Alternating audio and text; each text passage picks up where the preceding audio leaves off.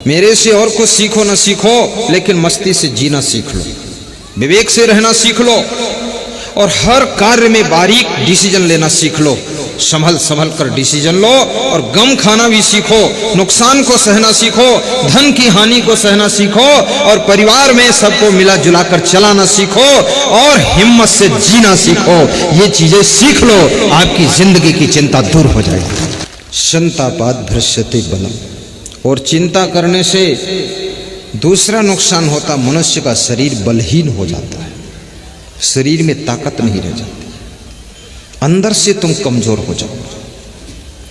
जैसे आपने लकड़ी देखा होगा तो लकड़ी के मकान नेपाल में बनते हैं। नेपाल में अब तो सीमेंट के भी बनने लगे, पहले लकड़ी के ही बनते थे। लकड़ी का दरवाजा, लकड़ी की दीवार, लकड़ी की छत और ऊपर कुछ कपड़े लुपड़े डाल देते थे, क्योंकि नेपाल में जंगल बहुत है तो लकड़ी बहुत है और भूकंप भी आ जाता कभी कभी, तो लकड़ी गिरे तो कम से कम कुछ सुरक्षित हो, और सीमेंट की छत गिर जाए तो पूरा फाइनल। तो लकड़ी के मकान। तो नाम सुना आपने दीमक, इधर ध्यान दो उधर मत देखो। दीमक लकड़ी को अंदर से खाता है, भीतर भीतर लकड़ी को कीड़ा खोखला कर देता है। ऊपर से देखने में लगता है लकड़ी ठीक है, लेकिन वो लकड़ी अंदर से खोखला हो चुकी है। अब वो लकड़ी का भवन ढह जाने की संभावना है, क्योंकि भीतर से दीमक कीड़ा लगा हुआ है। ऐसे ही आपका ये शरीर रूपी महल, यदि इसमें चिंता की दीमक लग गई तो इस शरीर रूपी भवन अब ढह जाने की संभावना है, अब ज्यादा दिन फिर नहीं रहेगा। इस चिंता को हटाओ, हंसते हंसते काम करना सीखो, टेंशन मुक्त प्रबंधन करना सीखो।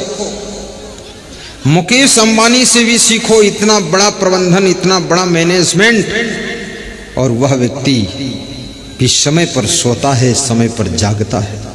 प्रधानमंत्री से सीखो, पूरे देश का नेतृत्व करता है और समय पर सो जाता है और जाग भी जाता है और प्रसन्न भी रहता है, मुखमंडल पर तेज चमक रहा है।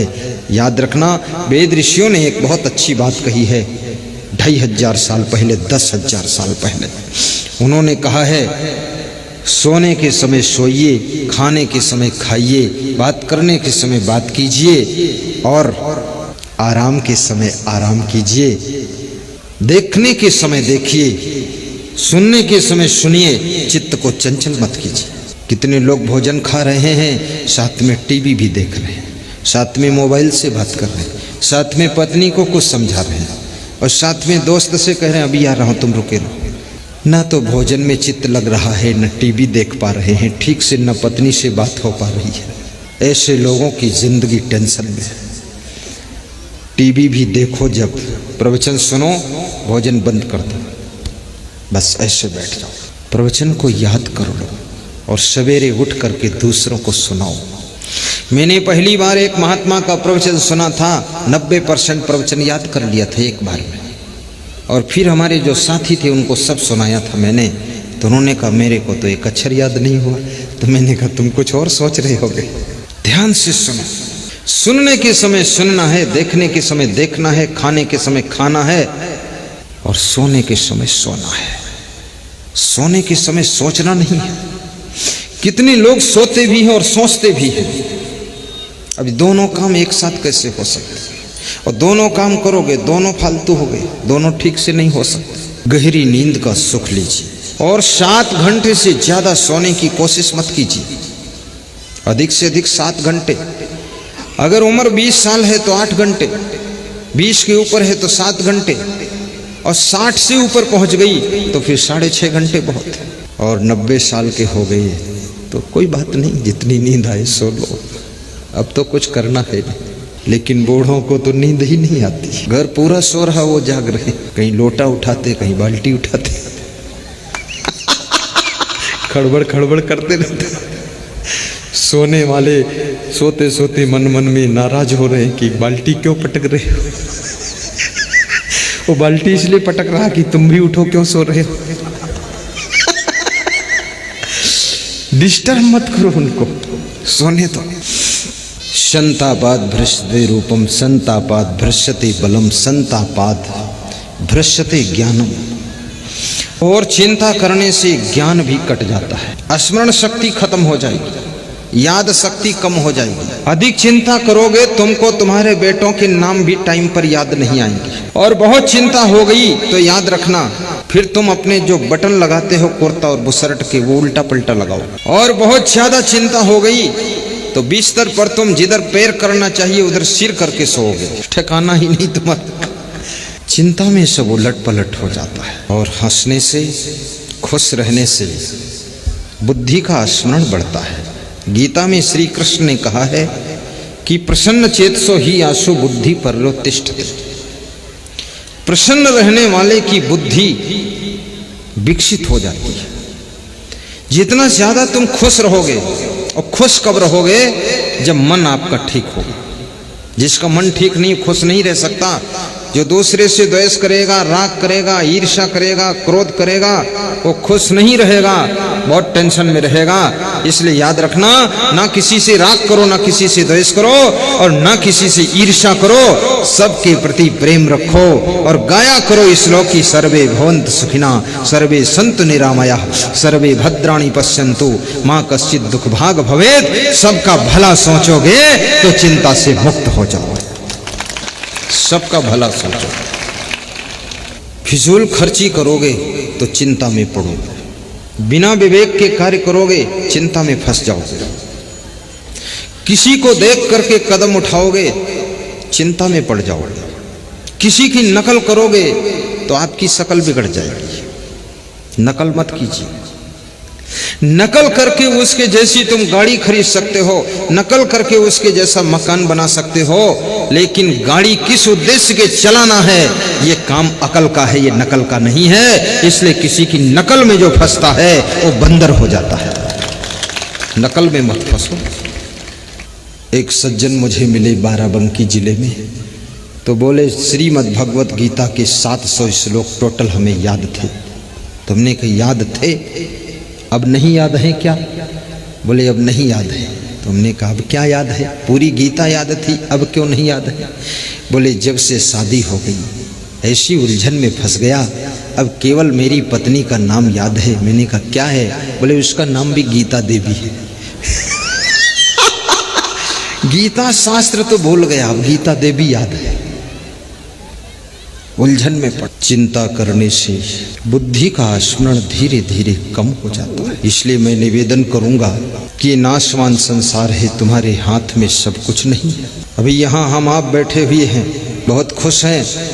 भूकंप आ जाए और यहीं पर जोर से आ जाए तो हमारा आपका सबका एक साथ मोक्ष हो सकता है, सब धरती में समा सकता है। कौन जाएगा फिर ढाबा धुआंखेड़ी? कौन जाएगा माचलपुर? कौन जाएगा राजगढ़? कौन जाएगा नेपाल बॉर्डर आश्रम? सब लहसुड़िया में राम राम सत्य हो जाएगा। और फिर मरना तो एक बार है, मौत से क्यों डरे? और धमकी चाहे जो दीजिए पर रंच न टरे। मृत्यु से भी डरो मत, क्योंकि मृत्यु कितनी बार आ चुकी है, फिर भी शरीर मरा है, तुम नहीं मरे हो।